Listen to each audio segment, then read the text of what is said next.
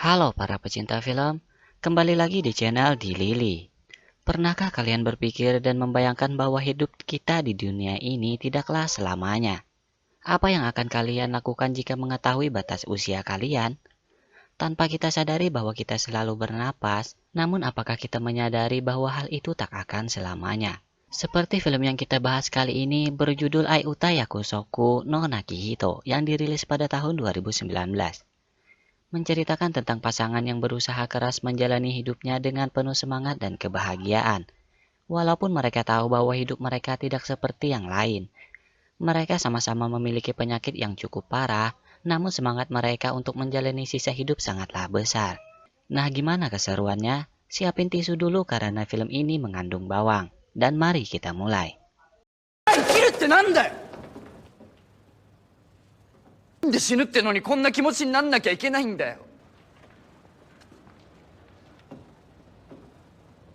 夢中になるってことだと思う。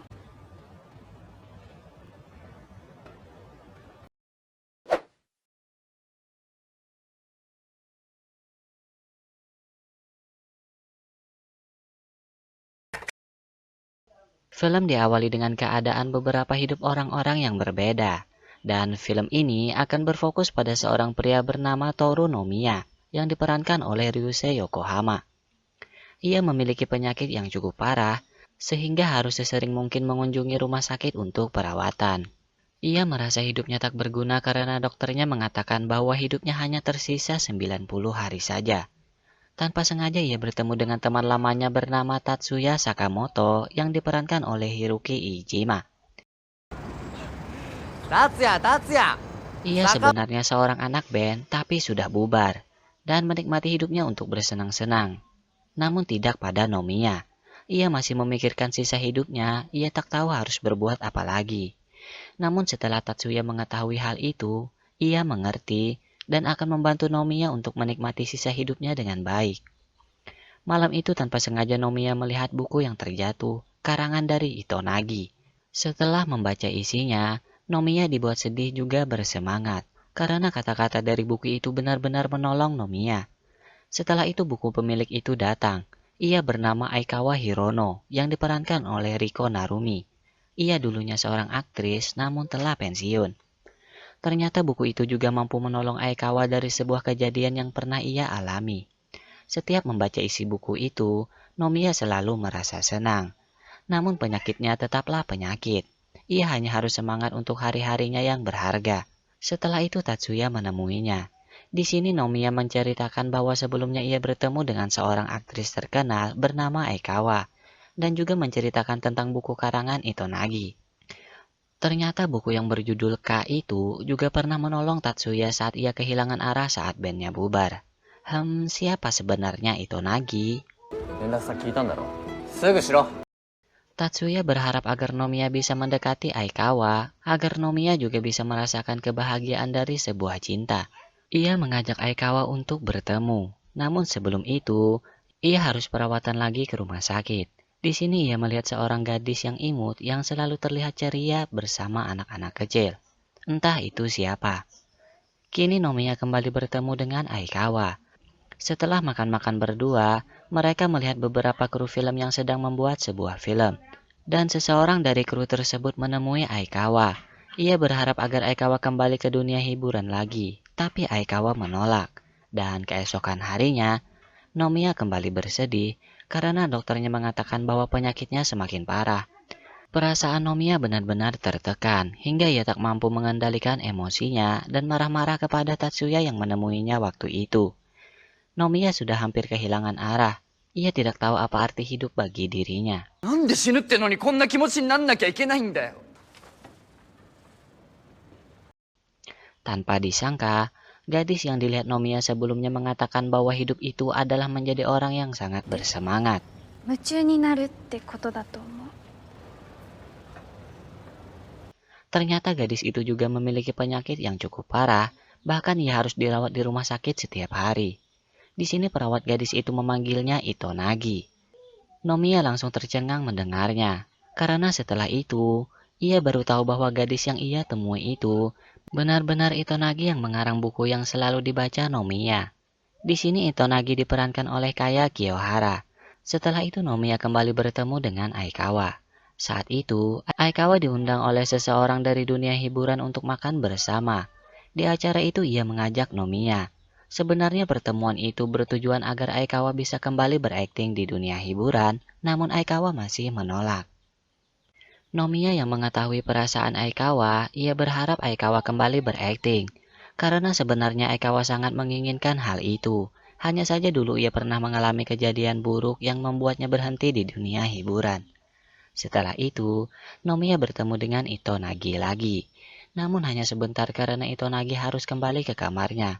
Nomiya tahu bahwa Itonagi sudah dirawat sejak kecil. Karena penyakitnya cukup parah, bahkan Itonagi tidak pernah ke sekolah. Dari sikap Itonagi yang terlihat ceria, ia sebenarnya sangat ingin terbebas. Layaknya remaja lain, menikmati pelajaran di sekolah, dan ia juga sangat ingin melihat matahari terbit.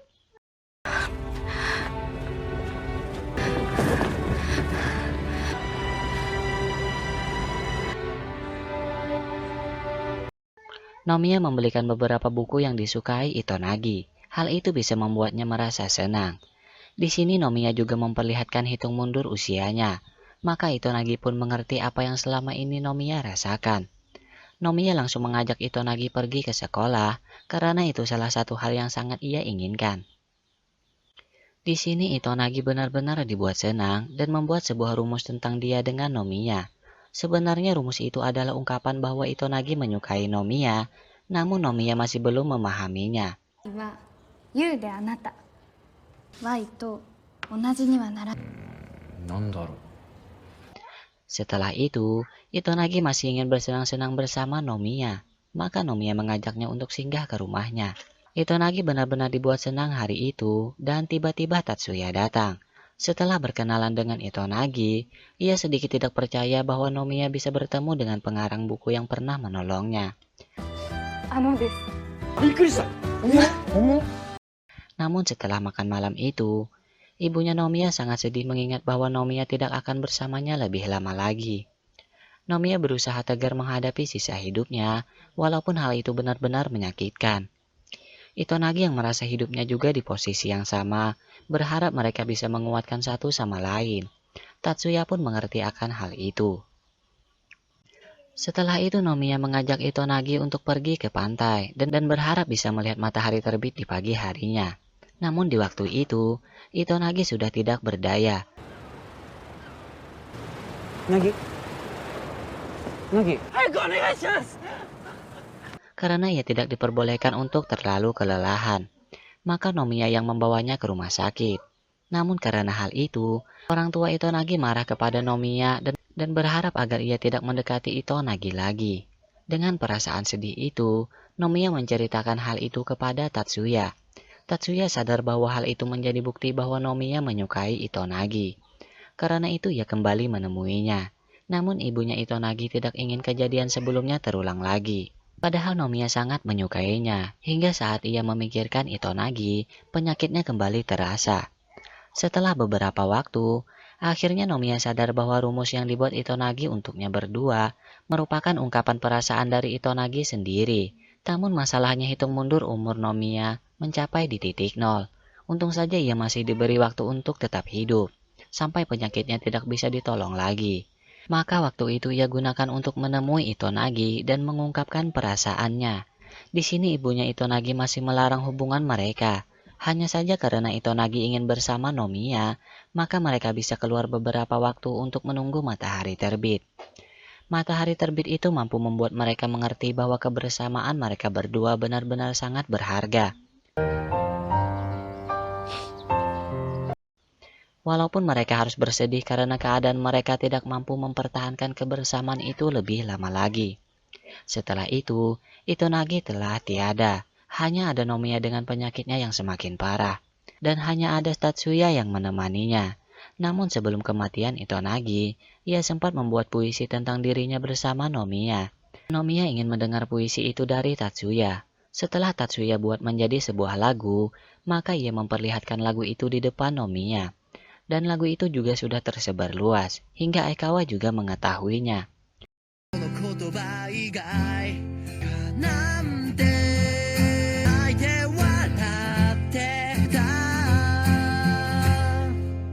Lagu itu bisa tersampaikan kepada orang-orang yang memiliki rasa cinta dan mampu membuat mereka mengerti arti kehidupan yang sebenarnya. Namun yang tidak disangka, yang paling menyakitkan adalah Tatsuya. Ternyata ia juga memiliki hidup yang terbatas tanpa ada yang tahu rasa sakit yang ia rasakan. Dan hal itu menjadi akhir dari film ini. Ending yang bikin baper. Film ini menginspirasi kita bahwa kita harus menghargai hidup dan menjalaninya dengan hal kebaikan. Semoga teman-teman setuju dan sampai jumpa lagi.